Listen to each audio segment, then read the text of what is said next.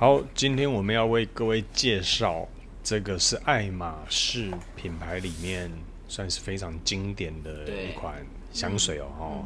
那它叫做香芋法布街24号。对，是的，能够叫法布街24号，一定有它的特别的来历跟由来嘛，对不对？那它又出了香水跟香精，所以今天我们这一集呢，就邀请2位来帮我们解析一下，分享一下，闻一下香芋法布街香水跟香精有没有什么不同的差别？好，那待会林心娣是不是先跟我们讲一下这故事呢？那我先说，因为这个香水跟香精我自己都有闻过。你觉得有差吗？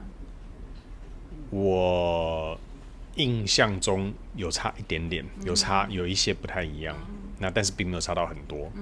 可是这一个香精的后调，我非常非常的喜欢，因为它带有一点全香，对不对？那我为什么今天一定要把这2支拿出来拍一支影片？为什么？因为它的味道就是非常的隽永，所以隽永就是非常有历史的感觉对，好不好？那我们就先请林心娣帮我们讲一下香芋法布街的小故事。好啊，后来我大概看了一下那个他的故事，法布街24号，它其实就是他们巴黎总部的地址。这牌子都很，各大品牌都很喜欢用那个，就是地址当命名嘛。对。那他们其实一开始的时候是在1837年那个时候，爱马仕最早创立是马具公司嘛。然后那时候他们是在马德莲区，然后一直到1879年的时候，那时候才开始做香水的那段时间，搬到这个法布街24号，所以这支就是应该是说作为纪念吧，因为它其实是在1995年的时候才创作出这2瓶香水的，所以它一次带香精，它一次95年就推这2支，对。对。那它从一开始先从马具嘛。就是马鞍啊，或者是之类的这些周边嘛，因为那时候都还只是马车的年代嘛，对不对？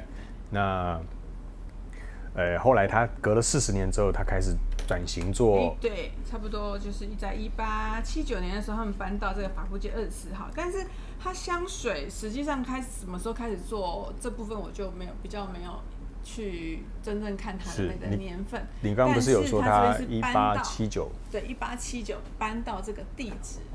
对，但是在法布街这个地址。对，法布街这个地址，它就是法布街24号。是。对，然后它在1995年推出这个香水的时候，它就叫香芋法布街24号。是，太酷了。那你看，从做马鞍到变做香水，在1837年到1879年这40年之间，到底发生了什么事情？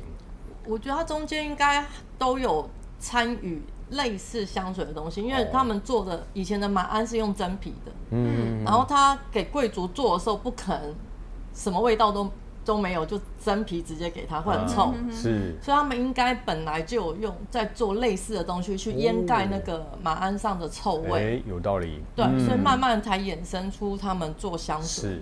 是。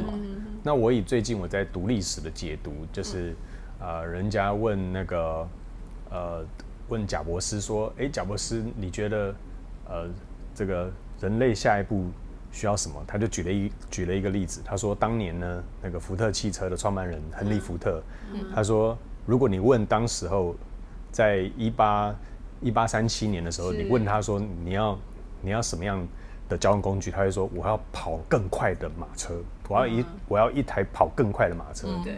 可是，在1879年，那时候开始出现了汽车产业出现，对，所以79已经有汽车了。对，那亨利福特就讲了这个例子，就说人们永远不晓得他自己要了什么，所以我们要创造给他们。所以那时候你看1879年他会开始介入香水这件事情，我觉得就是一个产业的转型，因为现在已经没有所谓的马车了嘛，对不对？那我觉得学姐刚刚讲的也有一部分，所以它转型一定是有一点点种子或者是一些依循脉络，让它慢慢的往这个精品类方向走。对，需求啦，顾客的需求。是。而且这2支这一支香水它1995年上市，1997年那一年的 FUFU 香水奖就得了最佳包装跟最具声望的香水。对。然后它2012年的时候，同样 FUFU 香水又颁给这一支香水年度经典名香。哇，就是它是有代表性的，对，代表性是。那你知道为什么对这支特别有，不论是香水或香精特别有感情吗？因为我妈妈的化妆台上就有这支，对，就是有这支。哇，很有品味耶，是不是？真的。好，那我们学姐跟 Cindy 有闻过吗？有，我印象中好像闻过，但是两支比较的就我没有。对，那我们就一次来让大家一次了解香水跟香精有什么差别。好的，好 ，OK，那我们先喷香水，对，一边一个淡香水，我们统一左手香水，右手香精，好不好？先左手，这里左手香水，我要来喷右香精，右手香精。啊，等一下，我刚刚拍另外一片，右手我要在这里。好。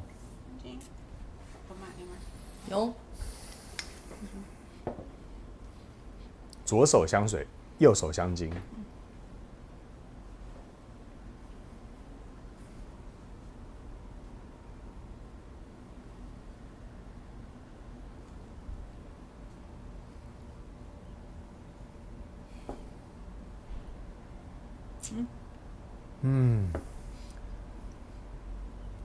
哇，大家都很仔细的在品尝哦。基本上我觉得香味是相似的，但香水一开始你一定会闻到酒精的刺鼻感，是，因为香精比例比较低的时候，那个酒精跟香精无法融在一起的时候，酒精的味道就会让你先闻到。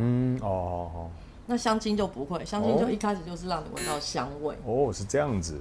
OK， 学姐又分享了一下那个小 know how 给我们。对。哦，左手香水。我觉得它的味道两支蛮像的。右手香精。对，然后但是香精在刚开始喷的时候，它的确味道跑得比较快，就是比较浓郁一些。对，你马上就可以闻到香味。对，那我觉得香水它是不是可能是香水的关系，所以它呈现的前调是更明确、更鲜明的，反而香精它是比较沉稳的，你有没有发现？对不对？那先讲一下，香水跟香精。是。香水在林心娣身上目前是呈现什么样的感觉？我的身上目前两支味道最明显的是风信子这个味道。对，它这个味道会让我觉得印象很深刻，因为这个味道很少闻到，就是现代的香水。哦，风信子哦，风信子这个味道。然后因为这个味道，我之前有过另外一支也是巴黎的，他们好像很喜欢用这个香材。对，就是有代表那种好像巴黎的那种街道的味道。哦，是 OK， 街道上传来风信子的香味。好。香水的绿感比较明显。是哦。因为它前面用的风信子、香柠檬、柑橘是比较绿调的。OK， 所以淡香水它是比较前头是绿调。对，觉得啦，我觉得是。我觉得，因为我觉得香精没有给我那么明显的柠檬跟柑橘。所以它们前调是不是有一些些微的差别？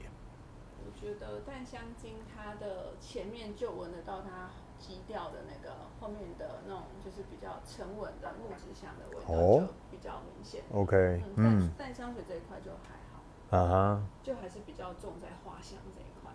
淡香精好像前调走的比较明显。淡香水，对，淡香水的前调走比较明显。是啊。然后淡香精的中后调走的比较明显。有。是。目前的这种两个的变化，其实它的味道是差不多的，就是真的是着重在哪一块轻哪一块重。OK， 假如你喜欢一开始呈现就是相当明确明亮的，那我觉得淡香水好像是比较容易让人家一喷就立刻就是你是我们相遇在法布街24号门口，对不对？好，那如果说你是比较喜欢它后面呈现的木质调的话，那可能是淡香金会是比较合适的哦。就是端看你喜欢哪一种走法啦。哦，感觉目前是这种感觉。嗯，好，那学姐你可不可以大概讲一下香水或香精这两个目前在你身上怎么样呈现？你觉得会运用在什么样的场合啦，或者什么样的衣着呢？如果你真的很喜欢这支香水的话，那我觉得就是香水它会呈现的是你白天的感觉，香精会走的是你晚上的 feel。哇 ，OK， 因为你前面的那个绿感搭配白天工作时的穿着打扮，是我觉得会跟白天的天气，我觉得都蛮搭的。然后后面的木质花香就很适合夜晚。是。对，你可能下班跟朋友聚会，或是跟男朋友约会，呈现出来的感觉是完全不一样的。讲得真好，因为在你边讲的过程当中，那个画面边出现，我现在左手闻淡香水，右手闻淡香精，就确实呈现左手是花香越来越明显哦。那可是右手的淡香精，确实那个木就是一直在输出。对。比较沉稳的那个底蕴比较多一些，是，也是有，但是它感觉得到它的那个韵底是有的，比较厚实一些。对，淡香水它比较轻盈一点。对，没错。淡香精会觉得那个木质调、琥珀跟檀木的那个香气，还有一点点琥珀的感觉，会一直穿透，然后在中段跟前段，你都会隐约闻到那个木质调的感觉。是，然后淡香水就是很明亮的那种大片的花，对，木质调还没出来。哇，所以还不能分开喷呢。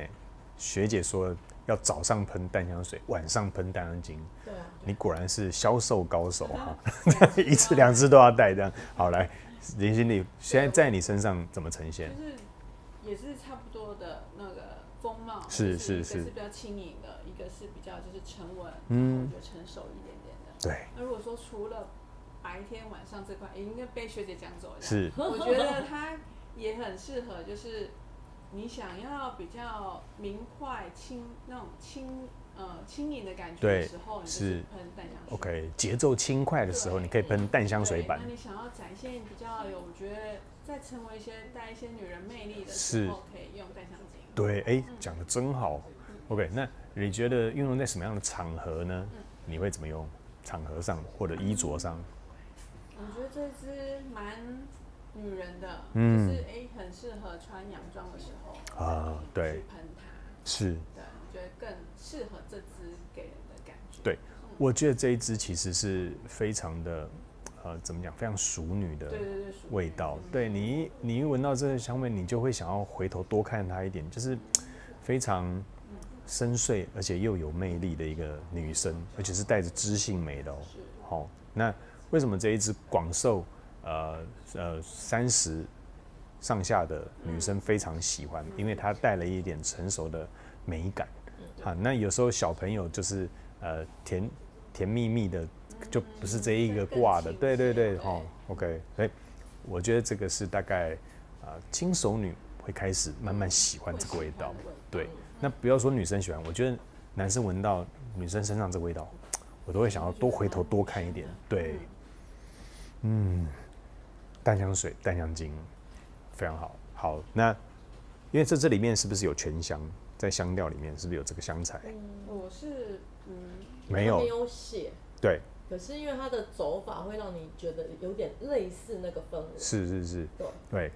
那我觉得，那你没有闻到全香的，还是我误解了全香这个味道？是，那我会觉得它的后调留在我身上，是连晚上睡觉的时候都会一直贴着鼻腔一直去吸它。就觉得旁边有一个女生这样子吗？对，我上次已经被黄标了，好不好？所以这一次不能再躺了。OK， 对，开个玩笑，但是买广告的时候，对，不能这样讲。对，这个没有买广告，是不能讲那个大叉这样子吗？我也不晓得，他就说禁播了 ，Facebook 了，对，好，那这个没有这个问题。好，如实呈现。那先说一下，你们喜欢淡香水的感觉，还是喜欢淡香精的感觉？在第一 part 结束之前，学姐先说。如果是现在夏天是淡香水，哦 ，OK， 夏天是，对，你会选择淡香水。但是因为两个其实很相似，如果但是因为前面滤调比较明显嘛，淡香水，所以是夏天我会选淡香水。 OK，好，那 Cindy 你会选择淡香水还是淡香精？应该会选淡香精。哦，为什么？你觉得感觉比较划算，不是？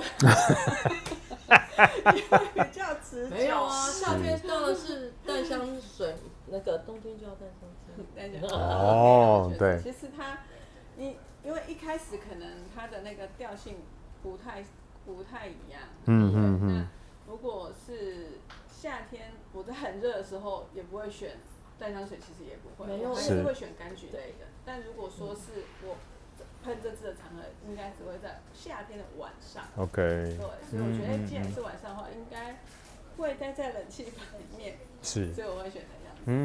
那味道还是会比较持久一些些。好。淡香精的木质感也是你比较喜欢的。是哦，有可能对。好，谢谢两位的那个分享。所以一个人选淡香水，一个人选淡香精。那回头我再告诉你我喜欢哪一种。好的。下一支见，拜拜。拜拜。不是下一支啦，下一段见。香芋法布街淡香水、淡香精后调回来啦。是。我刚刚上一趴说2支我喜欢哪一支，对不对？对。我等一下再告诉你。但是我现在后调，我有一些想法，要赶快讲，不然我会忘记。你先说。如果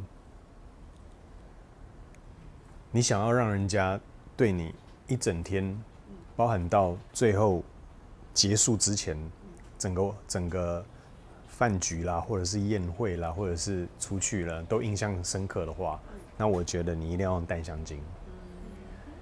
但是如果你想要呈现的是让人家浅尝即止，点到为止，见好就收，我觉得你要选淡香水。好，淡香水它有点表达就是小心机啊，就是说，出去约会时间到刚好啊，对不起，我有事，我得先离开。哇，那这个那男生就说，哇，这个好不容易跟你一起出来吃饭，我下次什么时候还会再见到你？就选淡香水。那如果你觉得跟对方非常有话可以聊，要魅惑他一整天的话，我觉得淡香精是非常好的选择。我以一个男生的角度来闻这2支，这是好建议，是不是？好不好？这样就知道该怎么用了吧？了解。好，那如果你对他不太有把握，想说帮自己留一个后路的话，那用淡香水应该是最好的选择。差不多该闪了，对。好，来换2位帮我们讲一下这个后调。学姐，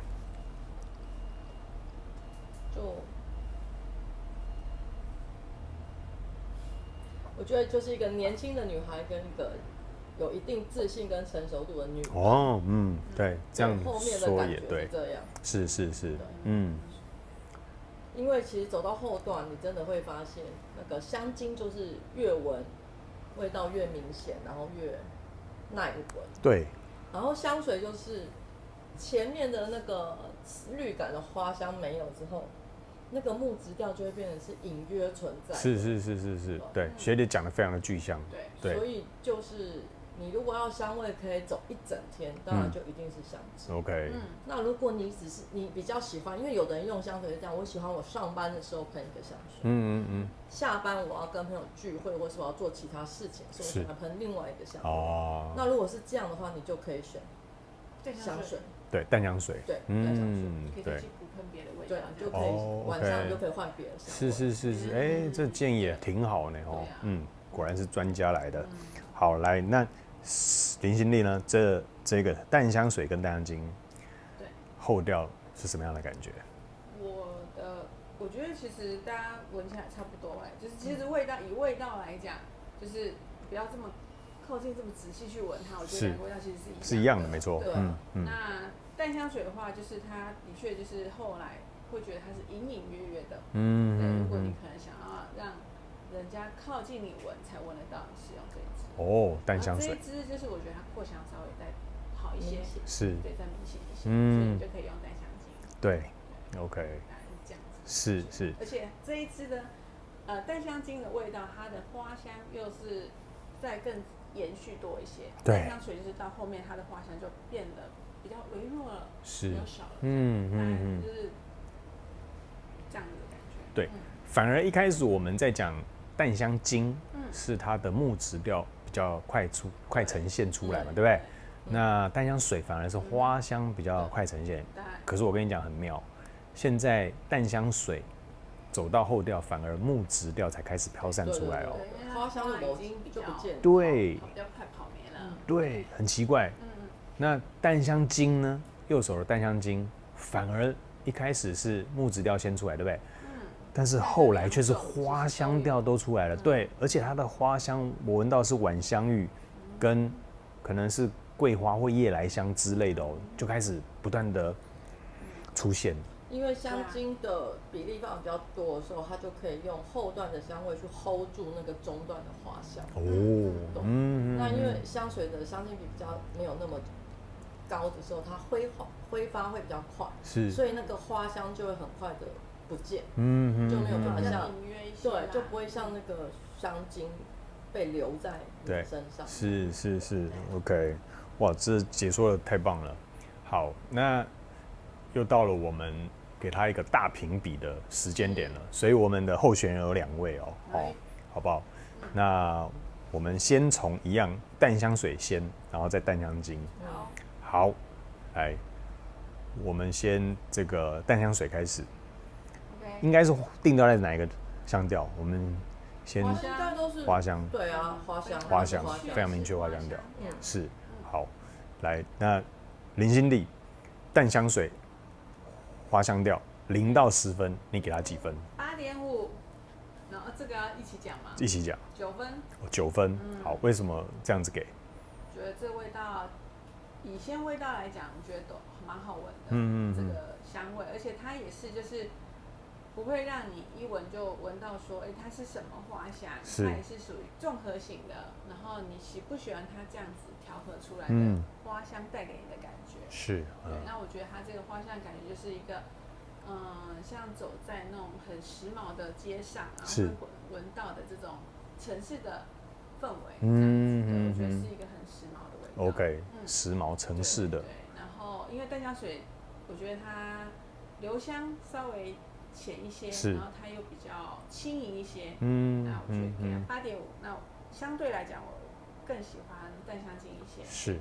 OK， 好，谢谢林心娣。来，学姐，淡香水0到10分，都给他9分。哦，2个都9分。对，我觉得都好闻。是。而且就是，如果你想要入门 Hermes 这个品牌，我觉得从这一支香水是最好的。因为它光香水的设计就是跟它整个那个最红的丝巾的呈现是一样的。是。然后香水呈现的香味，也符合你刚进入这个品牌的时候，你接触到的那个心情跟整个人要呈现给人家的 feel。是。然后等到你接触这个品牌一阵子的时候，相信你的心境走法也走到一个比较成熟自信的感觉的时候，我觉得淡香精，就是又符合那个心境。而且其实这2支啊，我觉得都好闻，就是你又可以用在不同的场合，是不同的环境。然后它有个优点是，这2支走出来的香味都是会让人家对你印象深刻，可是又不会去打扰到别人家的嗅觉，是就很赞。我觉得2支其实都很好闻。对，好，解说的非常棒。换我了。好，你要给几分？花香调绝对没有错。那淡香水0到10分，我给它9分。9分，哇！淡香精0到10分，我给它9.9分。9.9这么分？对，非常喜欢，特别喜欢，非常喜欢淡香精。所以刚刚的答案就是特别爱淡香精。特别爱淡香精，对，一开头就先讲了，淡香精它的持香跟留香，就是在这个夜晚。就是会，如果我以一个男生的角度，我会觉得今天如果女生身上是喷这个味道，我跟他一起出去，我会快乐一整晚，不论是看电影啦，或者是吃饭，或者是逛街、逛夜市都好，我就觉得哇，就是无时无刻就想要陪在他旁边，非常的有女生的魅力，这样。对，赶快买一支，不要以为他年纪大了，很多好作品，有时候重新来，好好的回头欣赏一次，你会才发现它的美。对，随着我们的这个经历啦，或者是会更能欣赏。对，更懂得欣赏它的美。年轻的时候20出头，那时候不会觉得它很好闻。对，但你慢慢的再去闻很多其他的味道之后，你再回头来闻它。就知道说为什么它可以从1995年卖到现在还在卖，是啊，在2012年的时候被评比为年度经典香氛。对啊，是真的厉害。好，也还好，我们有打开来闻过这个爱马仕淡香精，我才知道要重新把它介绍给大家，好不好？今天非常高兴两位介绍，对，我觉得这几天拍爱马仕我都拍得很开心。为什么？就是有一种。因为以前年轻的时候闻它就觉得很高级，不是很高级，然后就觉得那种感觉就是在有点距离感就对了。感觉在精品店才能买到的香水，是香水都是我入门精品的第一样东西。真的啊，是。以香水来讲，我们以前可能会买几百块、1000块。对。这种如果说是超过预算的，超过2000的，其实都觉得很贵啊。对。是，你刚刚讲到这个，我顺道分享一下，就很像说，有时候我们小女生的时候，16到19岁，看到这一支的时候，都觉得那个是妈妈那个年代在喷的，对不对？就觉得说，哇，它有一个遥不可及的那一个这种崇敬感，或者是对它的这种哇，在表框上的这种感觉，梳妆台上嘛，对不对？自己到了这个年纪的时候。流行的香水又不一样，你可能现在玩的就是沙龙香了，或者是之类，那等于是中间空了一大段了。对于这个爱马仕香芋法布街这个系列，你可能就完全就跳空它了，对不对？